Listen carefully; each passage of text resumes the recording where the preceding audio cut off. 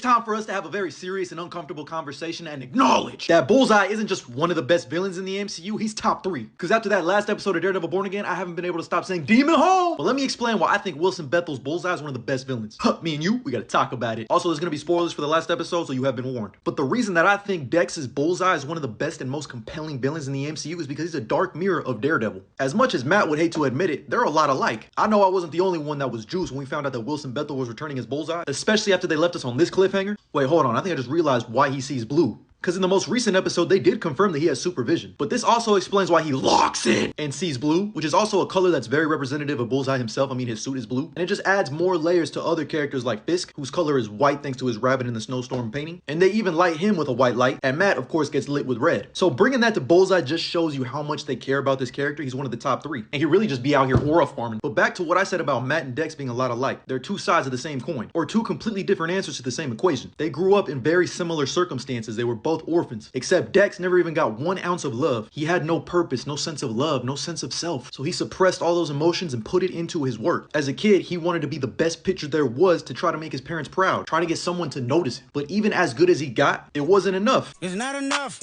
Even his own damn coach said, listen, you can pitch as many perfect games as you want, but your parents are never coming back. And man, the emotion in this scene when he's like, why can't I keep pitching?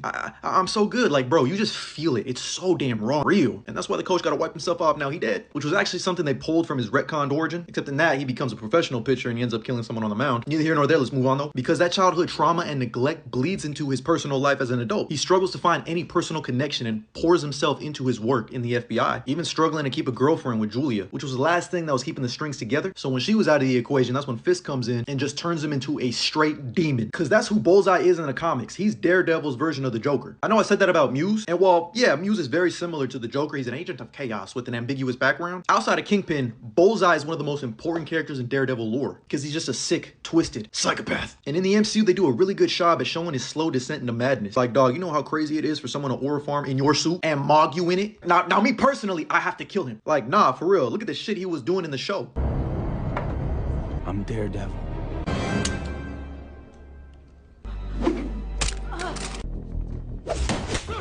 All trying to taint Daredevil's name. I mean, he took out Father Lantham, Ray Nadeem. This one still hurt. Don't go to the light, Ray. But of course, the one that hurts the most was Foggy. Like, how do you give a demon angelic aura? Like my brother in Christ, you know how skilled you gotta be with your hands for them to tie them up like you're fucking Hannibal Lecter? And mind you, I'm not even talking about him using a tooth to escape prison. This is still the craziest. This man is a tooth fairy merchant, which was something they pulled from the comic. But I will say the Bullseye in the comics shot that bitch right through the guy's head. Is it practical? No, but that shit got aura. I really hope they pulled the toothpick trick. This man killed a woman with a toothpick from 100 yards away in the comic, and he was doing crazy shit like this throughout